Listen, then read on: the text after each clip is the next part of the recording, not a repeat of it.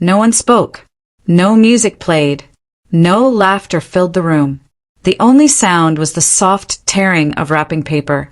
A little girl named Mira sat cross-legged on the carpet, carefully opening a silver box with red ribbon. Her small fingers tugged at the edges like she was unwrapping something magical. And for a second, she smiled, that kind of soft, wide-eyed smile that only children have when they still believe in miracles. Her mother, Talia, watched from the couch, her hands gripping each other tight in her lap. She had hoped, naively maybe, that this year would be different, that bringing Mira to her family's house for Christmas might heal old wounds. But when Mira lifted the lid of the box, the smile faded from her face. There was nothing inside, just an empty cardboard bottom. No toy, no tissue paper, no note, nothing. Talia saw at the moment Myra's smile dropped. Her daughter's fingers moved around the box, searching for something, anything. Confusion crossed her little face first, then something deeper. Hurt. Mira looked up, her brown eyes searching her mother's face. But before Talia could speak, her father, Edric, let out a cold laugh from his armchair. It was short, sharp, like winter air cutting through a window crack. "Kids like her shouldn't expect gifts," he said, voice dry and bitter. "The world's already got enough takers." Mira froze. Her hand stayed in the box, as if the gift might be hiding under a flap. Talia felt heat rise in her chest. Her hands trembled on her lap. She opened her mouth to speak, but the words stuck in her throat like splinters. Then Talia's older sister, Naomi, didn't miss the chance to dig in. She scoffed from across the room and muttered, "She's just like her mother, always expecting handouts. Useless." Talia's jaw clenched. Her face tightened. Behind her eyes, something burned. She looked at Mira again. The little girl wasn't crying yet, but her lips were pressed into a line, and her chin was starting to tremble. Her eyes, those wide, gentle eyes, were filling with tears she was too proud to let fall. Mira looked to her mother again, not for comfort, but to check. Should I pretend this doesn't hurt? In that moment, Talia hated herself. She hated that she brought Mira here, hated that she believed just for a second that maybe, just maybe, her father would change, that her family could see Mira for who she truly was, beautiful, thoughtful, kind. But they didn't see Mira.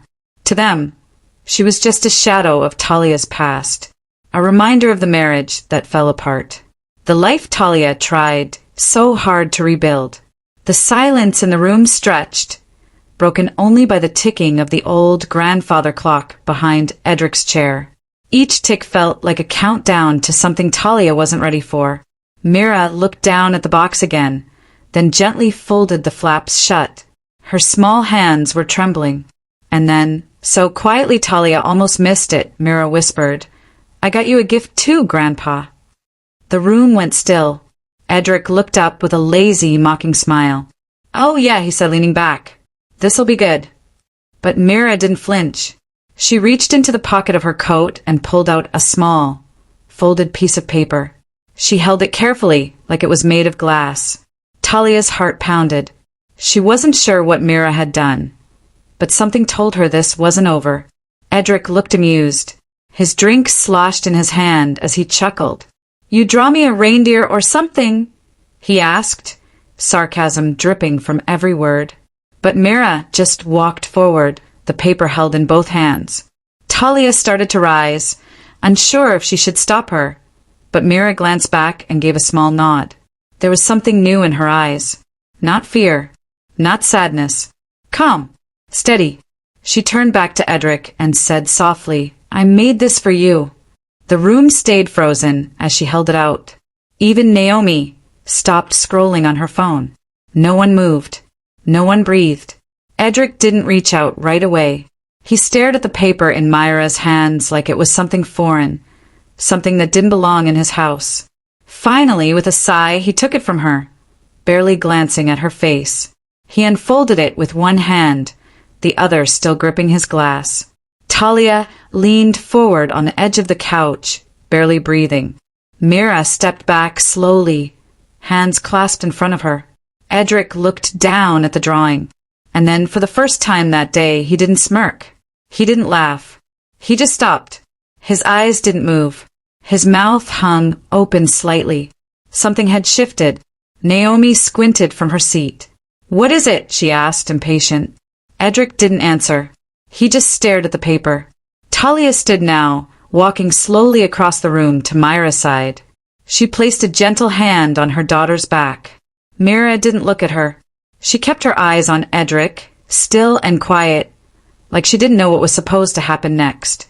Talia looked at her father and was stunned. The man who once barked at her for crying during movies now looked lost. He wasn't angry. He wasn't smug. He looked like someone who had been hit by a memory. Carefully, with hands that suddenly seemed older, Edric folded the paper back up. He didn't crumple it. He didn't toss it aside. He placed it gently on the small table beside his chair. Then, without a word, he stood up. The room was silent. Naomi's mouth hung open slightly. Talia blinked, confused. No one knew what to say. Edric walked out of the room, slow and quiet, his steps echoing against the polished floor. He didn't shout. He didn't slam the door. He just left. Mira watched him go, her face unreadable. Then she turned to her mother and whispered, "Did I do something wrong?" Talia knelt down beside Mira, wrapping her arms around her. "No, sweetheart," she said, her voice low and full of emotion. "You didn't do anything wrong. You did something brave." Mira didn't say anything back. She just leaned into her mother's embrace, her small head resting against Talia's shoulder. Naomi rolled her eyes and muttered something under her breath. But this time, Talia didn't care. For once, she didn't flinch or explain or apologize. Whatever Mira had drawn, it had pierced through years of bitterness in a way no one else ever had. She hadn't yelled. She hadn't cried. She'd just given a gift. Mira played quietly nearby. 3 simple lines stared up at her. "I was wrong about you. She's a good kid. Hope you're doing okay." There was no name at tea. Edric didn't come back that evening. He didn't return for dinner, not even when their mother, Marla, called out with forced cheer, "Dessert's ready!" Mira didn't ask about him again. She helped clear the plates, folded leftover wrapping paper, and played quietly on the carpet with the ribbon from one of her smaller presents. Talia watched her closely, saw how her daughter's eyes occasionally wandered toward the hallway, toward the place where Edric had disappeared. But nothing happened. No return. No apology. No closure. Just silence, the kind that stretched long and cold between people who used to matter to each other. They left the next morning. Talia told Marla they had plans back in the city. It wasn't true. She just couldn't take another minute pretending. Naomi stayed, glued to her phone. Their brother Luke gave a tired nod from behind his newspaper. Marla handed over a foil-wrapped plate of leftover ham and said, "Drive safe," like nothing unusual had happened the night before. No one asked how Mira was doing. No one mentioned the empty box or the drawing. And somehow, that silence hurt even more. On the drive home, the snow blurred outside the windows. Talia reached across the center console and held Myra's hand. Mira squeezed it back, quiet. They didn't talk much on the drive. The roads were quiet, lined with snow-tipped trees and frozen fences. Mira kept her eyes on the window, watching the world slip by in a blur of white and gray. Talia wanted to ask her about the drawing, wanted to know what had made her father go so still, but something told her not to. Some things didn't need to be pulled apart right away. Some moments were better left whole. Instead, they drove in silence, the kind that didn't feel heavy or awkward. Just quiet, thoughtful, like they were both still living in the echo of something they didn't yet understand. For days later, Talia found a small box on their front porch. It wasn't big, just a simple unmarked package. No return address, no postage, just Myra's name on the top, written in careful block letters. "It's for you," Talia said, handing it over with a raised eyebrow. Mira looked surprised, even a little nervous. She opened it slowly, peeling the tape as delicately as she'd unwrapped that empty gift. Inside was a small wooden music box, hand-carved with delicate roses painted around the edges. Mira turned the tiny crank, and it played a soft tune, Somewhere Over the Rainbow, each note gentle and sweet. There was a note inside, just one line, handwritten in a shaky, almost unfamiliar script. To the bravest girl I know. Thank you for remembering her. No signature, but they didn't need one. Mira clutched the music box to her chest, her face glowing with a quiet joy. She didn't say anything at first, just held it like it was made of something sacred. Talia sat down beside her on the floor, resting her hand on Myra's back. "What did you draw for Grandpa?" she asked softly. Mira looked up and whispered. It was a picture of him, holding hands with Grandma and me. Talia's breath caught, her throat tightened, and she had to blink quickly to keep the tears from falling. Myra's voice was so soft, so steady. "I told him I hope he smiles again someday," she said, "because I remember how she used to make him laugh." Talia didn't answer, not right away. There were no perfect words for a moment like that. She simply pulled Mira closer, wrapping both arms around her. For so long, she had carried the weight of a father who had stopped smiling, a man hardened by time and pain. But somehow, Mira had seen past all of that and reached something Talia thought was gone forever. That music box, now, sat on Myra's nightstand. Every night before bed, she wound it up, not always to hear the song, but sometimes just to hold it, to feel the weight of it in her small hands, like a reminder, like a secret she kept close to her heart. Talia would sometimes find her sitting in bed, fingers resting on the lid, eyes distant. She never pushed her to talk about it. Some nights, Mira would hum along to the tune. Other nights, she wouldn't say a word. But every time the song played, it felt like a thread stretching quietly between past and present. Mira didn't talk much about Edric after that. But now and then, she'd ask a quiet question about Grandma Rose, a woman she never met, but spoke of like she was still here. What was her laugh like, she asked one night. Or did she like music? Talia would smile, tucking the blanket around her daughter. She loved music, she'd say. She used to sing while washing dishes, and Mira would nod, as if adding that detail to a growing picture in her mind. Somehow, through a single drawing, she had reached across generations and brought a piece of love back with her. Talia never expected a reply. Not from her father. Not after all the years of silence, the walls he had built, the cold way he'd looked at her like she was just a faded chapter in a story he'd rather forget. But a week after the music box arrived, a letter showed up in their mailbox. No envelope, just a piece of paper folded into thirds. The handwriting was the same, shaky, uncertain, but unmistakably his. Talia unfolded it slowly, sitting on the edge of the couch while he bought him. He didn't need one. Talia read it once, then again. She didn't cry at first. She just sat there, the words sinking in like sunlight warming a cold room. It didn't fix everything. It didn't erase the way he used to look through her, like she was invisible. But it meant something. After all the years of being dismissed, of being told she was too sensitive, too emotional, too much like her mother, it was the first time she felt seen. And more than that, he had seen Mira, not as a burden, not as a reflection of past mistakes, but as something good. She folded the note and placed it in a drawer next to Myra's hospital bracelet and her first crayon drawing. It didn't feel right to throw it away. Not because she trusted him now.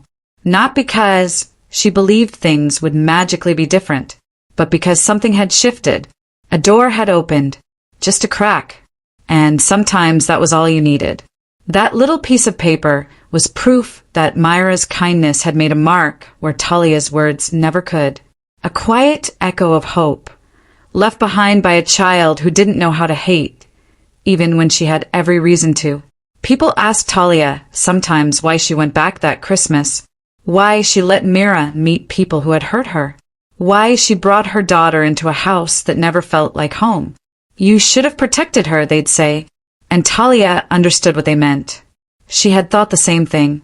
That keeping her distance, avoiding the pain, not talking about her parents, that was protection. That was how you kept a child safe. But Mira didn't need silence. She didn't need a wall. She needed truth. Even the hard kind. Even the cold kind. She needed to see the world for what it was. Messy, unfair, but still full of moments that could surprise you. And that Christmas had surprised them all. Talia hadn't gone there hoping for miracles. Maybe just a little bit of peace. A little bit of connection. She didn't find it, but Mira did. In her own way. She didn't come home broken. She didn't cry herself to sleep or ask why her gift was empty. She had seen the truth with clear eyes, and instead of shutting down, she chose to give something of herself. Not to be accepted, not to get something in return, just because it mattered. Just because love, even when it's hard, is still the most powerful thing we can give. Now, when Talia looked at Mira, she didn't see a child who needed protection. She saw a girl with strength beyond her years. A quiet strength. The kind that doesn't shout but still changes the room. The kind that makes grown men remember who they used to be. The music box still played every night. Sometimes loud, sometimes barely audible, but always present, like a soft thread of memory, of courage, of something worth holding on to. And every time Mira wounded up, Talia was reminded, sometimes a whisper can echo louder than a scream. Spring came quietly. The snow melted. The trees outside their apartment started to bloom, and life moved on in its slow, steady rhythm. Mira was back in school. She made new drawings, folded them carefully into her backpack for friends and teachers. She rarely spoke about that Christmas, but now and then she'd mention her grandfather in small ways, like when she saw an old man walking alone and whispered, "He looks like Grandpa Edric when he's thinking." Or when she caught sight of a rose bush and said, "I think Grandma Rose would have liked that one." Talia never pushed her. She just listened and tucked those moments away. One afternoon, as Talia was unpacking groceries, she found Mira sitting by the window, drawing again. The light hit her hair just right, and for a moment Talia saw her not as a little girl, but as someone who carried something sacred. "What are you working on?" she asked, setting down a bag of oranges. Mira smiled without looking up. "A new picture," she said. "It's for Grandma this time." Talia paused, then sat beside her. "What's it about?" Mira held it up, a soft sketch of a garden, a bench, and 3 people sitting close together. "It's a place where everyone smiles," she said simply. That night, Talia wound up the music box before bed. Mira had fallen asleep with it beside her, one hand still resting gently on its lid. The tune filled the room, gentle, tender, full of longing and hope. Talia sat on the edge of the bed, watching her daughter breathe, steady and peaceful. And in that moment, she didn't think about what had been lost or what hadn't been said. She thought about what had been found. A thread, a shift, a gift. The letter from Edric stayed in the drawer. Talia never responded. She didn't need to.